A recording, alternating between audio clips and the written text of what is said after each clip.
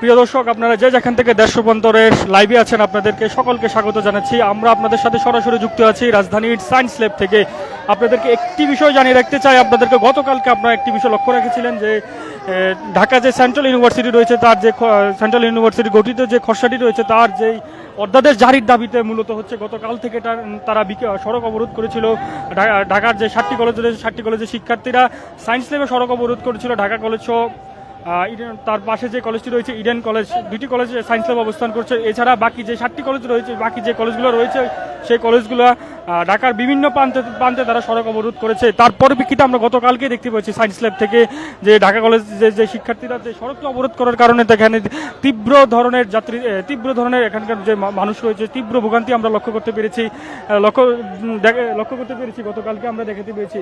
তার পরিপ্রেক্ষিতে আজও সারা দুপুর 12টার দিকে মূলত তাদের যে কলেজ ক্যাম্পাসটি রয়েছে সেই কলেজ ক্যাম্পাসটি থেকে মিছিল নিয়ে যে সায়েন্স ল্যাবের যে মোড় রয়েছে সেই সায়েন্স ল্যাবের মোড়ে তারা অবস্থান করছে। তো তাদের ওই অবস্থানকে কেন্দ্র করে ইতিমধ্যে আমরা শুরু থেকে হচ্ছে আইন শৃঙ্খলা রক্ষাকারী বাহিনীদের সতর্ক অবস্থান থাকতে দেখতে পেয়েছি।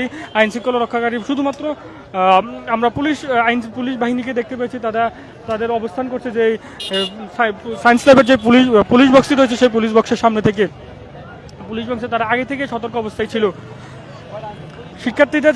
শিক্ষার্থীরা গতকালকের থেকে যে দাবিটি ছিল তাদের যে ঢাকা সেন্ট্রাল ইউনিভার্সিটি গঠিত হয়েছে তার যে চূড়ান্ত খসড়া সেই খসড়াটি অতি সত্ত্বে তাদের সেই দাবিটি অতি সত্ত্বে দ্রুততার সঙ্গে এটি অধ্যাদেশ জারির মাধ্যমে তাদেরকে অধ্যাদেশ জারি করার জন্য এবং রাষ্ট্রপতি স্বাক্ষরের মতো অধ্যাদেশ জারি করতে অতি দ্রুতের মাধ্যমে যেহেতু আজকে ক্যাবিনেট মিটিং রয়েছে সেই ক্যাবিনেট মিটিংয়ের জন্য এই অধ্যাদেশটি অনুমোদন পায়, সেই জন্যই তারা মূলত এখানে বিক্ষোভ করছে। গতকালকে তারা প্রায় 12টা থেকে অবরোধ করে প্রায় দুপুর বিকাল 4-4:30 পর্যন্ত তারা রাস্তাটি থেকে অবরোধ করেছিল। তারপর রাস্তাটিকে আজকের কর্মসূচি ঘোষণা দিয়ে তারপর তারা গতকালকে রাস্তাটি ছেড়েছিল।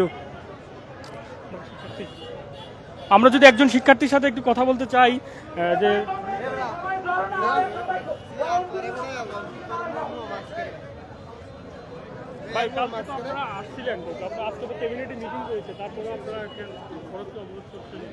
এখন আপনি জিজ্ঞাসা করছেন যে আমরা আজকে কেন এসেছি আবার আমরা যখন কালকে এখানে ব্লকেড কর্মসূচি পালন করেছি মিনিস্ট্রি থেকে আমাদের কোনো ধরনের আশ্বাস দেওয়া হয়নি যে তোমাদের আজকে মিটিংয়ের পরেই তোমাদের সিদ্ধান্ত দিয়ে দেওয়া হবে। ইভেন কালকে রাত্রে মিনিস্ট্রি থেকে বলা হয়েছে যে আমাদের অধ্যাদেশ দিতে নাকি আরও 1 মাস দেরি হবে।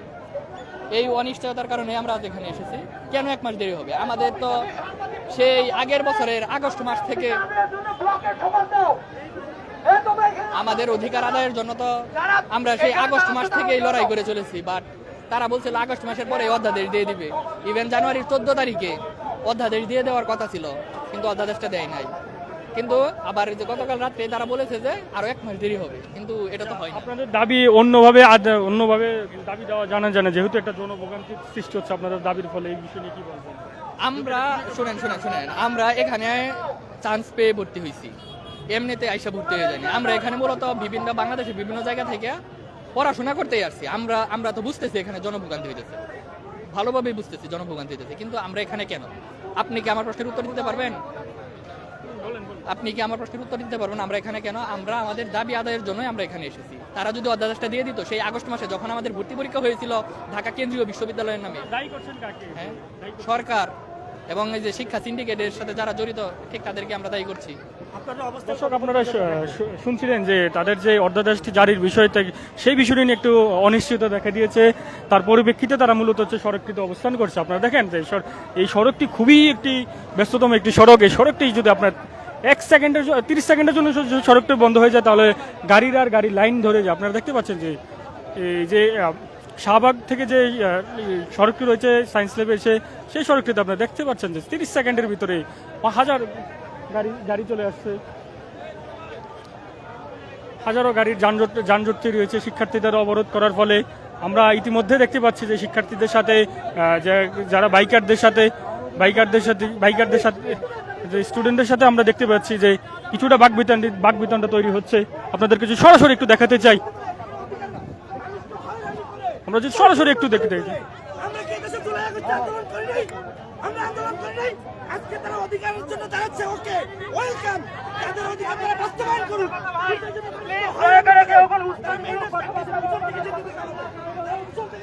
দর্শক আপনারা দেখছিলেন যে সড়কটি অবরোধ করার পরে যে এখানকার যে বাসে যে যাতায়াতকারী লোকজন রয়েছে তাদের যে দৈনন্দিন কার্যক্রম ব্যাঘাত ঘটছে, সেই ব্যাঘাতের যে ভোগান্তি তৈরি হচ্ছে, তারা তাদের শিক্ষার্থীর সাথে কিছুটা উত্তপ্ত বাক্য বিতাণ্ড চলমান রয়েছে সড়কটিতে। আপনারা দেখতে পাচ্ছেন যে মিরপুর এই সাইডটি হচ্ছে মিরপুরের যে সড়কটি রয়েছে, মিরপুর সায়েন্স ল্যাবে এসে মোড়ে মিরপুরের সেই সড়কটি রয়েছে, সেই সড়কটি তো তীব্র যানজট তৈরি হয়ে গেছে এই সড়কটিতে দেখতে পাচ্ছেন।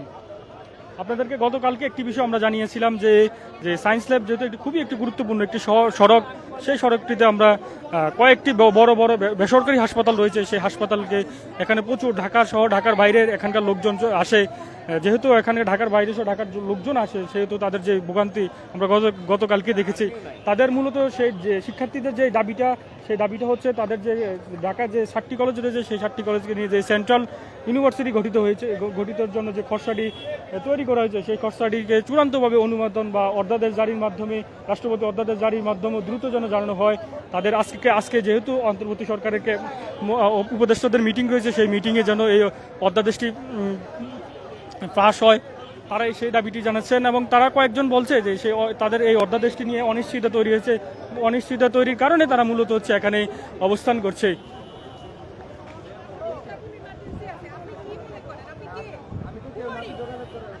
আমরা দেখতে পাচ্ছি যে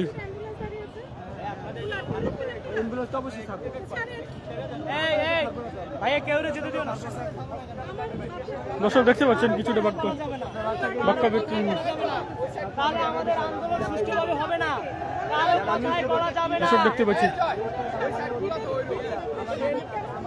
দর্শক দেখতে পাচ্ছেন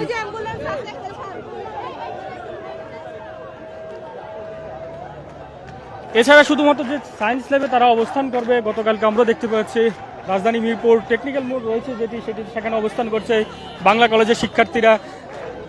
এছাড়া মহাখালীতে অবস্থান করছিল তিতুমির কলেজের শিক্ষার্থীরা। কালকে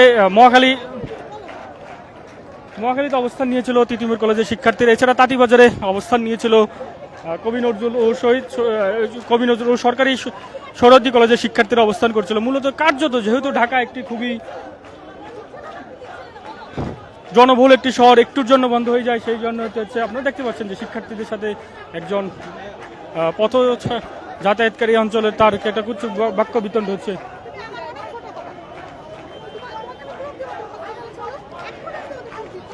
দেখতে পাচ্ছেন যে শিক্ষার্থীদের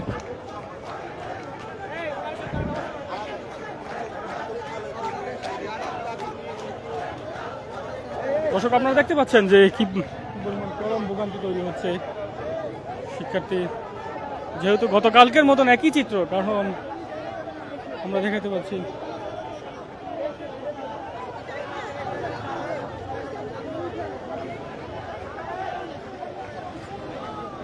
দর্শক দেখতে পাচ্ছেন যে শিক্ষার্থীরা বাইকগুলা ছাড়তে দিচ্ছে না শিক্ষার্থীরা।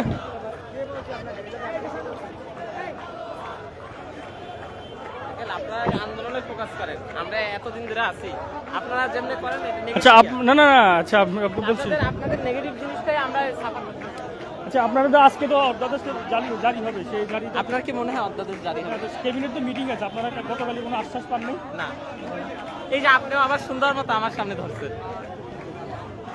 দর্শক শুনছিলেন যে তাদের যে আন্দোলনের কথা, তারা শিক্ষার্থীরা তারা যে আন্দোলন তৈরি করার এই সাইডটাতে পুলিশ বাহিনীদের সতর্ক অবস্থান করতে দেখছি, বাট তারা সেইভাবে যে শিক্ষার্থীদেরকে এখানে যে বসতে দিবে না সেই রকম কোনো তৎপরতা দেখছি না। তারা শুধুমাত্র রাস্তার একটি সায়েন্স ল্যাবের যে পুলিশ বক্স আছে সেই বক্সের সামনে তারা অবস্থান করছে এবং শিক্ষার্থীরা সড়কের মাঝখানে জুড়ে তারা সড়কটা বন্ধ করে দিয়েছে, ব্যারিকেড দিয়ে তারা বন্ধ করে দেওয়া হয়েছে। এছাড়া তাদের যে চলমান আন্দোলন রয়েছে গতকালকের থেকে তাদের সাথে কোনো সরকারের পক্ষ থেকে এখনো পর্যন্ত কোনো সংশ্লিষ্ট কেউ যোগাযোগ করেনি বলে আমরা জানতে পেরেছি। দর্শক, এ ছিল এখানকার থেকে সর্বশেষ তথ্য। পরবর্তী আপডেটের জন্য দেশ রূপান্তরের সঙ্গে থাকুন।